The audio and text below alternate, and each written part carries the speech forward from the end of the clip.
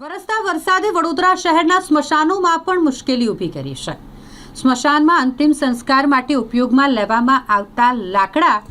આ વરસાદને કારણે પલળી ગયા છે। કમોસમી વરસાદને કારણે સ્મશાનમાં જે અંતિમ સંસ્કાર માટેના લાકડા હોય તે પલળી ગયા હોય ત્યારે સામાજિક કાર્યકર કમલેશ પરમાર દ્વારા તંત્રને આડે હાથ લેવામાં આવ્યું છે। કોન્ટ્રાક્ટરને બ્લેકલિસ્ટ કરવાની માંગ કરવામાં આવી છે, કારણ કે અંતિમ સંસ્કાર કરવા માટે આવતા જે લોકો છે તે સ્વજનોને હાલ અંતિમ સંસ્કારની વિધિ કરવા માટે પણ તકલીફ પડી રહી છે, કારણ કે લાકડા ભીના થઈ ગયા છે અને આ ભીના લાકડા તેમને અંતિમ સંસ્કાર કરવા માટે આપવામાં આવી રહ્યા છે અને જેના કારણે અહીં વિલંબ થઈ રહ્યો છે। અહીં વરસાદથી સ્મશાનમાં ચીકટ માહોલ છે। અગ્નિ સંસ્કારની વિધિ કરવામાં વિલંબ થઈ રહ્યો હોય લોકો આ વિધિ કરવામાં મુશ્કેલીનો સામનો કરી રહ્યા છે અને જેના કારણે સામાજિક કાર્યકર કમલેશ પરમારે તંત્રને આડે હાથ લીધું અને તંત્ર પર આકરા પ્રહારો કર્યા છે। ચોક્કસથી પહેલે તો વડોદરા મહાનગરપાલિકાનું તંત્ર ખાડે ગયું હોય સ્પષ્ટપણે જોવા મળી રહ્યું છે, કારણ કે જીવતા જીવત તો લોકોએ નાણાં ખર્ચવા જ પડે છે। હવે તો મૃત્યુ પછી પણ આ પોતાના જ નાણાં છે, કારણ કે જે તે કોન્ટ્રાક્ટર કામગીરી કરી રહ્યા છે, પરંતુ ક્યાંક ને ક્યાંક લાગી રહ્યું છે કે નગરજનોના ટેક્સના વેરાના રૂપિયાના પૈસાથી આ કોન્ટ્રાક્ટરો માજા મૂકી રહ્યા છે। આજે તમે જોઈ શકો છો જે ખાસવાડી સ્મશાનની નવીનીકરણ કરવા માટે જે પાવર ગ્રીડ નામની CSR ફંડમાંથી કરોડો રૂપિયાનો ખર્ચ કરવામાં આવી રહ્યો છે, પરંતુ હાલમાં જે જગ્યા ઉપર સ્મશાન છે, ખાસવાડી સ્મશાન એટલે વડોદરા શહેરનું સૌથી મોટું સ્મશાન છે। આ સ્મશાનોમાં રોજની હું તો કહું છું કે 50 થી 60 ચિતાઓ અહીંયા ગાડી સળગી રહી છે। ત્યારે તમે જોઈ શકો છો કે જે લાકડા છે આ લાકડા વરસાદના કારણે ભીજાઈ ગયા છે અને આ તો વર્ષોથી આ પરિસ્થિતિ છે, આજની નથી। ઘણા વર્ષોથી જ્યારે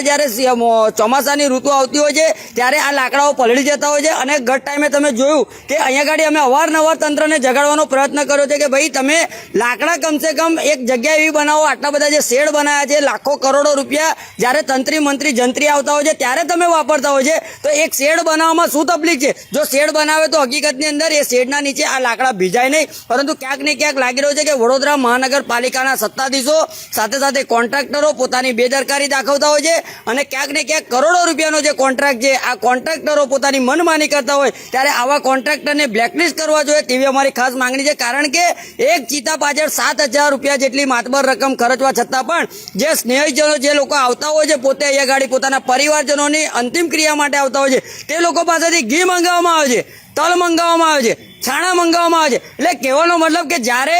તમે કોન્ટ્રાક્ટ લીધો છે, અહીંયા ગાડી સૂચના બોર્ડ માર્યું છે કે ભાઈ તમારે અહીંયા ગાડી કોઈ પણ વસ્તુ લાવવાની નહીં, પરંતુ ક્યાંક ને ક્યાંક તમે જોઈ શકો છો કે જે લોકો હરિસેવા ટ્રસ્ટ હોય, જોગણી સેવા ટ્રસ્ટ હોય, આવી તમામ સેવા ટ્રસ્ટોમાંથી જે અંતિમ ક્રિયાનો સાધન સામગ્રી મંગાવતા હોય છે, ત્યારબાદ જે ચિતાની વાત કરે તો ઓનલી કોન્ટ્રાક્ટર ચિતા જ સળગાવે છે। આ તો પહેલે પણ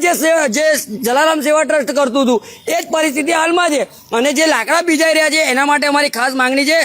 કે જે કોન્ટ્રાક્ટરે કરોડો રૂપિયાનો લાખો રૂપિયાનો જે કોન્ટ્રાક્ટ લીધો છે ત્યારે એની જવાબદારીમાં આવે છે કે ભાઈ શેડ બનાવવાનો, પરંતુ ક્યાંક ને ક્યાંક લાગી રહ્યું છે કે આ કોન્ટ્રાક્ટરની નિષ્કાળજી છે। એટલે આવા કોન્ટ્રાક્ટરોને તાત્કાલિક ધોરણે નોટિસ આપી અને બ્લેકલિસ્ટ કરવા જોઈએ તેવી અમારી માંગ। ચોક્કસથી આમાં ક્યાંક ને ક્યાંક લાગી રહ્યું છે કે વડોદરા મહાનગરપાલિકા, કોન્ટ્રાક્ટર અને અધિકારી આ ત્રણની ટકાવારી હોય એવું સ્પષ્ટપણે જોવા મળી રહ્યું છે, કારણ કે જે વસ્તુ વડોદરા મહાનગરપાલિકા પહેલેથી જ પ્રોવાઈડ કરે છે, જલારામ ટ્રસ્ટ હતું ત્યારે પણ આ જ પરિસ્થિતિ હતી અને હાલમાં પણ આ જ પરિસ્થિતિ, કોઈ બદલાવ આવ્યો નથી। તમે જોશો કે ઠેર ઠેર જગ્યાઓ પર ગંદકીના ઢગલે ઢગલા જોવા મળે છે। અહીંયા ગાડી કોઈ પણ સ્વયંસેવક પાસે આઈ કાર્ડ નથી, સાથે સાથે જે કહેવાય છે કે ટી શર્ટ નથી। એટલે કહેવાનો મતલબ કે જ્યારે હજારોની સંખ્યામાં લોકો અહીંયા ગાડી આવતા હોય છે પોતાના જે સ્નેહીજોને અંતિમ ક્રિયા માટે, ત્યારે સ્વયંસેવકો કોણ છે, ક્યાં છે, કોણ અહીંયા નોકરી કરી રહ્યો છે, ફરજ બજાવી રહ્યો છે, આની કોઈ પણ જાણકારી નથી। એટલે કોન્ટ્રાક્ટરનો મતલબ શું થાય કે ભાઈ કોન્ટ્રાક્ટરે પહેલે તો કર્મચારીઓને આઈ કાર્ડ આપવા જોઈએ,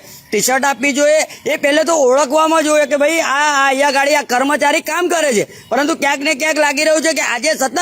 6 મહિનાથી કોન્ટ્રાક્ટ આપ્યો છે, 6 મહિનાથી જે નાણાંનો ઉપયોગ થયો છે બધા જ કોન્ટ્રાક્ટર ખાઈ જાય છે, તો આ પરિસ્થિતિનો સામનો કરવાનો વારો નગરજનોને આવતો હોય છે અને નગરજનોને કેટલીક વખત તો સ્વયંસેવકોને ખોરવા પડે છે કે ભાઈ અહીંયા ગાડી કોણ કામગીરી કરી રહ્યું છે, કયા કર્મચારી છે, પણ આટલી બધી વસ્તીની અંદર, આટલી બધી પબ્લિકની અંદર કર્મચારીઓનો કંઈક અતોપતો જ નથી હોતો। એટલે ક્યાંક ને ક્યાંક લાગી રહ્યું છે કે આવા કોન્ટ્રાક્ટરને તાત્કાલિક ધોરણે બ્લેકલિસ્ટ કરવા જોઈએ। અમે અવારનવાર રજૂઆત કરી છે, લિખિતમાં મૌખિકમાં રજૂઆત કરી છે, પરંતુ ક્યાંક ને ક્યાંક લાગી રહ્યું છે કે વડોદરા મહાનગરપાલિકામાં ઇતિહાસમાં પ્રથમ વખત જે પ્રથમ મેયર કહેવાય છે એવા મળ્યા છે કે જે કઠપુતલીની જેમ નાચે છે અને કઠપુતલી આજ દિન સુધીમાં સ્મશાન બાબતે, રોડ રસ્તા બાબતે, ડ્રેનેજ બાબતે આમાં બોલવા તૈયાર નથી. અરે મેયર તો એવા હોવા જોઈએ કે મેયર એક અવાજ કરે તો તાત્કાલિક ધોરણે શેડ બને, તાત્કાલિક ધોરણે કામગીરી થાય. પરંતુ ક્યાંક ને ક્યાંક લાગી રહ્યું છે કે વડોદરા શહેરની અંદર ઇતિહાસમાં પ્રથમ વખત મેયર એવા મળ્યા છે કે મૌન વ્રત ધારણ કરે છે. ઓનલી મેયરને ઉદઘાટન, સભા સમારોહ અને સાથે સાથે તંત્રી મંત્રી જંત્રી આવતા હોય ત્યારે આગળ પડતું કરવાનો એક એમને આદત પડી છે.